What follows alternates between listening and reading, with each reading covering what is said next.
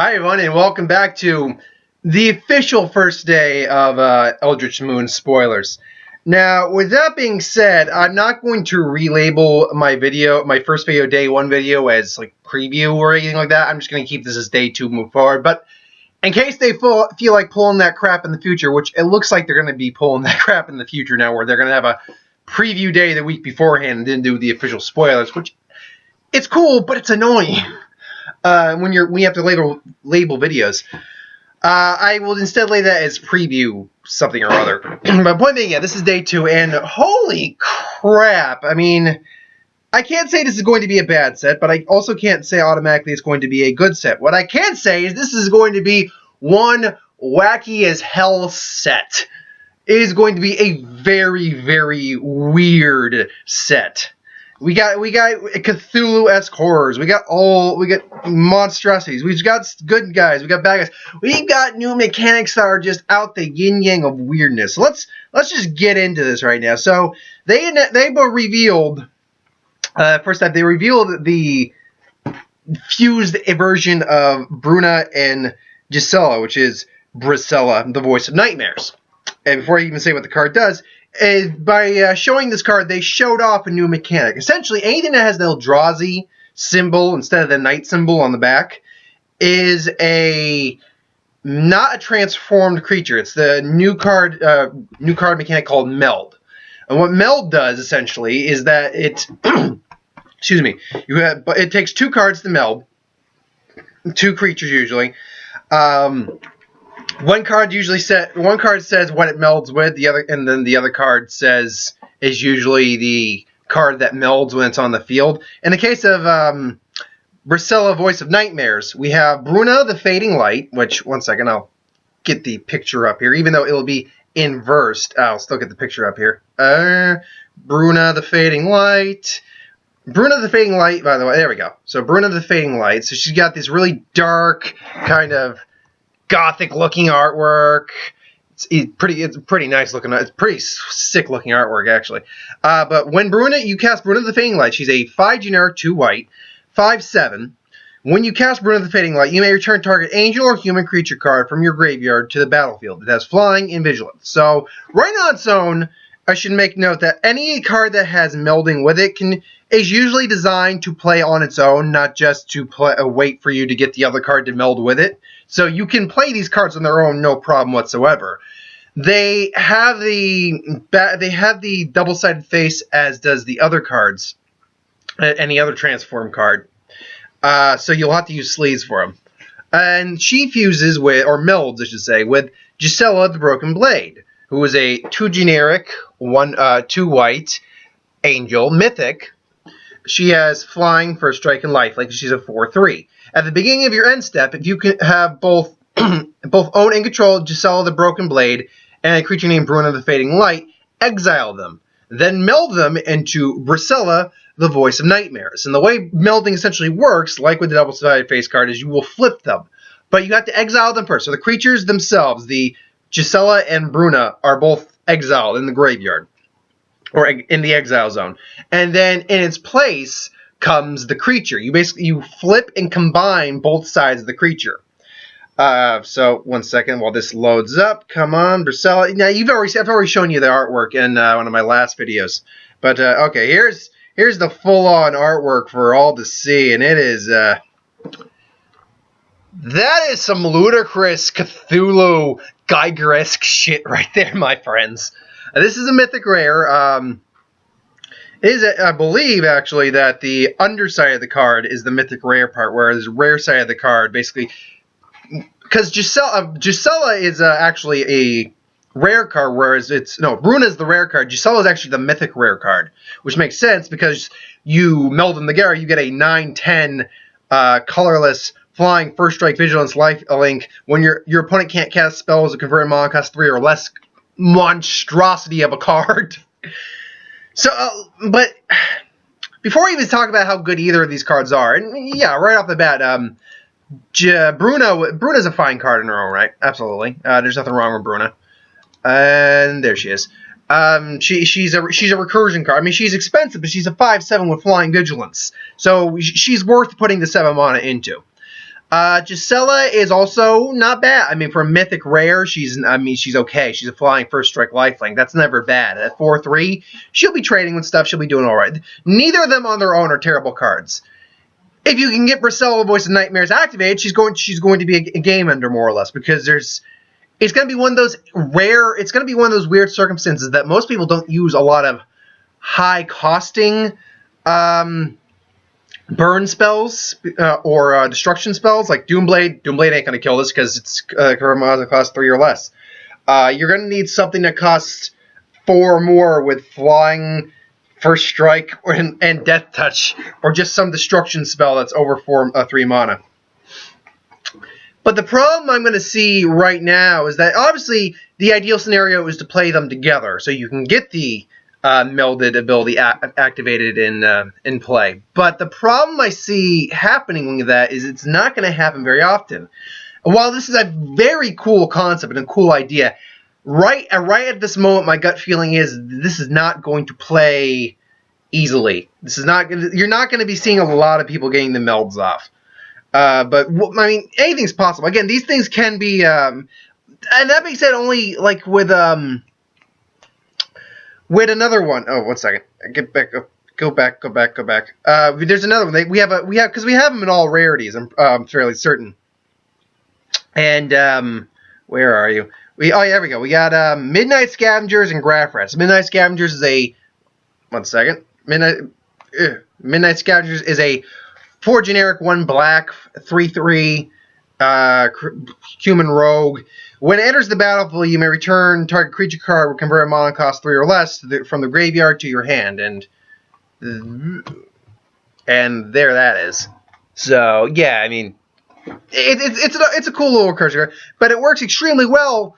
Obviously, some of these meld cards work a lot better work well with each other. And go away, Mr. Wasp. I'm not bothering you. Don't bother me. Like, for instance, Bruna can bring back Gisela from the graveyard.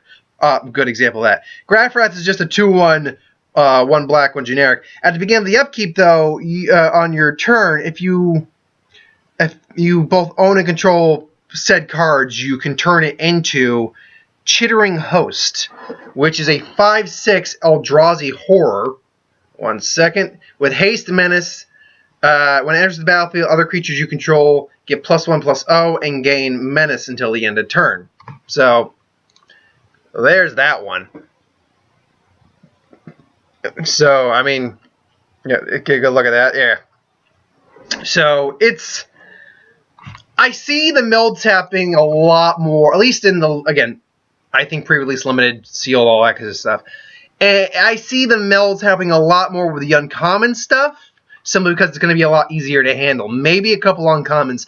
I think it's going to be a very rare occurrence when you actually, especially at a sealed pre-release event, because you're not trading stuff with other people to get things. So it's empirical that these cards work well on their own, not just to, and again, with the Graph Rat, you still get a 2/1 for 2. It's nothing terrible. It's just a little one-job. Then we move on to the one other meld card that's been revealed today in full. Now, see, this is why I did not review the Hanware, the Writhing Township, when we got the first minor spoiler of it, because it's a meld card. So there's actually 2 cards that go into this card. So there's a very firm reason why I didn't bother reviewing that card, because I knew we needed to see the other half of the card. And the other half of the card happens to be 2 cards. One of them is a creature, one of them is a land. So the first one is Hanware Battlements. It's a land that adds 1 colorless to your mana pool. You tap 1 red, tap a red and then tap it. Target creature gains haste till the end of the turn. Then you tap 3 generic, 2 red. Tap this land. If you both own and control a Hanware Battlements and a creature named Hanware Garrison, exile them and meld them into Hanware the Writhing Township. So, honestly, you could have probably made this a wall. I mean, it honestly looks more. Doesn't that look more like a wall than a land? I don't know. I think it does anyway. And then it turns into Hanware the Writhing Township, which from everyone who knows it, is I'm not even about to spoil showing the card, and most people know what the damn thing looks like. Is a 7/4 trample haste. Whenever this creature attacks with 2/3/2 Eldrazi colorless horror creatures tokens in the battlefield, tapped and attacking. And then the Hanwar Garrison is a 2 generic, 1 red, 2/3 human soldier. Whenever it attacks, you get to put 2 1/1 red human creature tokens in the battlefield, tapped and attacking. So, I mean, yeah, it's decent art. 1 second, get that expanded a bit. There we go. Yeah, it's decent art, but it's basically an Eldrazi version of this card. Its Eldrazi form is nothing more than a version of the original card. And then after that, they talked about a lot of things like corruption and stuff like that. And I'm just going down here, make sure I didn't miss anything. Okay. And, oop. I don't know why that happened. So, and they basically showed a incident, which is essentially, how do they describe it? Journey to Nowhere. It's a long road home. By the way, both those cards seem, well, the creature seems fine. The land seems touch and go. The land itself is very specifically designed to suit its counterpart, so it's just sort of okay. Then the Long Road Home, which is 1 white, 1 generic, instant, uncommon, exile target creature. At the beginning of the next end step, return that creature card to the battlefield under its owner's control with a +1/+1 counter on it. The way they explained it in the article, more or less, and in 1 second, expand the card. The way they explained it in the article is essentially that, first off, you use it on a transform card, it'll return back to its original form with the transform card. There's the art, and have a +1/+1 counter on it. If you do it on a melded card, and it was melded from 2 creatures, both of those, it no longer is the creature that it was when it was melded. It returns back to the form of the 2 creatures that melded together to make it. And that's interesting in my mind, because that means there's a lot of shenanigans that can be done with the card. But overall, I think it's honestly a decent card. You'll be able to you can do it on it. You use it on any creature, not just a double face or meld card. So yeah, you'll be able to bring back stuff. You'll be able to pump stuff up. It's a blink ability basically. Because especially at the beginning of your next end step, you don't have to use it. I mean, you can use it also to save a creature on your opponent's turn from like a burn spell and make it come back stronger. Well, you'll have to wait till your next end step to get it back. But most people are probably going to use it on their own end, near their own end step on their turn. We got Dawn Grift, which is nothing more than a 2/2 flying Griff. Let me see if I can actually because I can get them both onto the screen right now. They won't be huge, but you should be able to see them. Yeah, so we got Dawn Grift right there. So yeah, it looks good. And then we got what's the name of that thing again? Wretched Grip. So there's the good Grifts, which, by the way, what the hell is a Griff? It's like a griffin thing. I don't know. But essentially, the Wretched Grip shows off another new mechanic, which is Emerge. Now, Wretched Grip essentially is a 3/4, 7 generic mana, colorless creature. When you cast it, draw a card, and it has flying. It has Emerge, which its Emerge cost is 5 generic, 1 blue. When you cast the spell, by sacrificing your creature and paying the Emerge cost reduced by paying the Emerge cost reduced by that creature's converted mana cost. So first off, the Emerge cost is already less than the opponent's or less than the original mana cost of the creature. Then the Emerge comes in, and if I'm reading that right, from the way I read it too on the site, if you sacrifice a creature while casting Emerge costs, you reduce the Emerge cost by that creature's converted mana cost. And a perfect example they used was Dawn Griff, which costs 3. So you would be casting it essentially for 2 generic, 1 or 2 generic, 1 blue, more or less. After that, you need to get a 3/4 flyer that lets you draw a card when you cast it. That card, I mean, Dawn Griff is whatever. It's Dawn Griff. It's a 2/2 flying for 3. It's a generically decent card. That one, on the other hand, it's nowhere near feasible. You can easily get 3 mana cost of creatures on the battlefield. That card can be that card looks like it can be scary. I could even think of using that card in the deck, just because I have a draw deck that does things with drawing cards. So we'll have to see how other emerge cards look. We'll also have to see if there's a mythic rare emerge card, because if there's a mythic rare emerge Eldrazi, that's going to be scary. It also looks, I mean, in terms of flat out Eldrazi cards, we've only got Emrakul in that card. There's an Eldrazi Angel, there's an Eldrazi Horde, there's an Eldrazi Ooze, but those are all melded, transformed cards. So, actually, they're not transformed. They did make a note that double-faced cards are still in the set. Transform cards are actually still in the set. They showed one earlier. But that melding is not transforming, more or less. It's merging, more or less. Then they showed off another new mechanic, which is called Escalate, which is more or less a combination of Entwine and Kicker. And one of the cards they showed on was Blessed Alliance, which, well, actually, let me see if I can find a different one. That's the one they show. Okay. Borrowed Malevolence costs 1 black. And there is Borrowed Malevolence. Hold on. See, Borrowed Malevolence. Cool purplish art. Nice. But it costs 1 black, generally speaking. Now, when you cast it, you may choose one. So you may choose one or both. Target creature gets +1/+1. Target creature gets -1/-1. Good little combat trick. It's fine. But you only choose one for its original mana cost. When you pay the Escalate cost, which is 2 generic, you can choose a target beyond that for every 2 generic you pay. So in this case, it would cost 3 to activate both abilities, which makes it a fine card. But then you get into the more advanced versions of those cards. Blessed Alliance is one of these cards. Now this costs 2 generic, 1 white. Again, there it is. I know it's a little blurry. I apologize for that. I do what I can with what I got. Blessed Alliance, 1 generic, 1 white. Escalate for 2, as all these are. Choose 1 or more. Now, you choose 1. Either target player gains 4 life. It's alright. Most life game isn't that great in these scenarios. Untap up to 2 target creatures.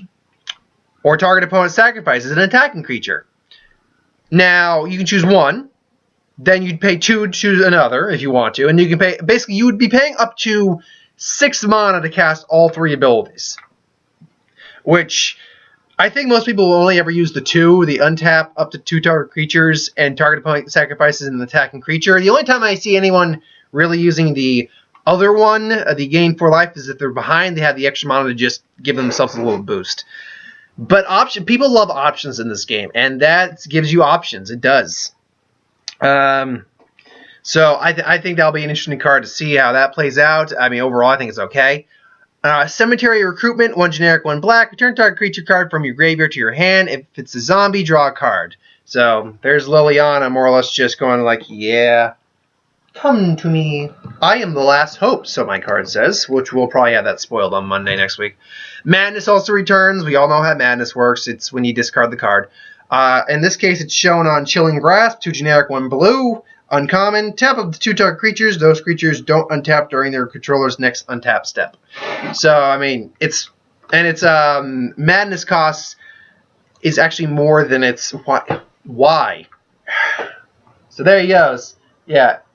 The guy's just taking him. And is this an instant? Yeah, this is an instant. So the only reason you would just use the Madness cost on this card, I get it for strategy purposes and kind of make things cost effective and whatnot, but the only reason you would be using this things in Madness cost is if it's discarded not by your own ability. You're not discarding, you're going to play it for its non-Madness cost usually. So yeah, then we got Gnarlwood Dryad, which there it is. I always love little 1-drops. 1-drops are awesome. This is a 1/1 Death Touch Tree Folk. For one green. It's got Delirium. Delirium's back as well. I guess +2/+2 as long as there are 4 more card types in the graveyard. Alright. Fine. Just a 1/1 death touch is fine, but the fact that you can play this maybe late game, make a 3/3 death touch for 1, or you can just let it sit and possibly get bigger, that's great. Then we got our last couple cards to go over. We got 2 other ones. We got the double face card they showed off, which is Cryptolith Fragment. It is a 3 generic artifact. Cryptolith Fragment enters the battlefield tapped. Add 1 mana of any color to your mana pool. Each player loses 1 life. That's any time you tap it. At the beginning of your upkeep, if each player has 10 or less life, you may transform Cryptolith Fragment into Aura of Emrakul, which is, this is a new creature type for me. And by the way, here are the 2 cards. I know it's a little blurry, but believe it or not, that is how that artwork looks for the transform side of that. So actually, it does seem like the Emrakul symbol is on the back as well for transform cards, even though I think it's just an Eldrazi. That's why. So it's a flying death touch. Whenever it attacks, each opponent loses 3 life. It's a 1/4. First transform double-sided face card they show for the set that's not a meld card is an artifact card, and it still transforms into Eldrazi. I think that's hilarious. The card overall, it's a good little burn spell. Burns everyone down for a little good, and you get mana. So anytime you're getting mana, you're losing life. It's fun times. And if you do get to transform this, which, depending on how the life scenario is going, it's very possible. It's going to be dependent on how you design your deck. This thing could, if you're both below 10 life at this point, let's say you're both at 9, this thing will wreck your shit pretty quick. Because that's the way it's designed to be, is that it's going to wreck your shit pretty quick. But we'll see how it ends up playing. That's easily a more manageable card than the meld cards. The meld cards are honestly going to be a bit difficult to get off unless you're designing the deck properly. But we'll see how it plays out. Last one is Thalia's Lancers. 3 generic, 2/2 white. I'll actually, seeing as it's the last card, I'll actually get the big image up for it this time. 3 generic, 2/2 white. First strike, 4/4. When it enters the battlefield, you may search your library for a legendary card. Reveal it, put it into your hand, and then shuffle your library. So we're going to have to see how many legendary creatures are actually in this set. Because right now we got Emrakul, so if you're running white with Eldrazi, there's your Thalia's Lancer right there. Whoop, there we go. Thalia's Lancer. Oh, heroicness! But yeah, if you're running Eldrazi white, you can get Emrakul out. You can get your Angels out. If you're gonna maybe run a Naya combination, you can get the legendary Werewolf out right now. It's going to all depend on how many legendary cards are legitimately in this set. Because where do we stand right now for legendary creatures? We got both our Angels, 1, 2. Emrakul's 3. Technically, the Eldrazi themselves, like the transform part, like Gisela or Brisela is a legendary creature, so same as the Handwear Writhing Township, but that it wouldn't matter because you can't. It's almost impossible to get those things off twice. Thalia is a legendary creature, so okay, that's 5, I believe. And 1 second, did I get that right? No, I didn't get that right. Sorry. 1, 2, 3 for Thalia, 4 for the Werewolf, Ulrich, and then 5 for Emrakul. So overall, I mean, I'm looking forward to playing this set. Would I say this looks like a good, powerful set? In terms of the power that's coming out of it, if you can muster the power up, yes. But in terms of playing the cards, that's a crapshoot right now. The meld thing is very weird. It's very weird. It's not something that I think can be played easily because you actually need specific cards together.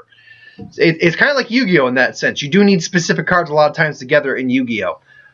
So we'll have to see how this plays out. But until then, I think I'm digging the look and vibe of the set. I'm digging the stuff coming out, but we'll see how it all ends up in the end. So thanks for watching. I hope you enjoyed. Like, comment, share, and subscribe. As always, if you want us to review something, put in the comments below. Let us know. We'll do a review at some point. I'll be back tomorrow with another spoilers review. Who would win this week is Lugia versus Ho-Oh from Pokemon. Seeing the BFG and Legend of Tarzan this week. I got a Star Wars video to do. I got a bunch of stuff to be on my plate to do. So thanks for watching. Hope you enjoyed. See you next time, folks.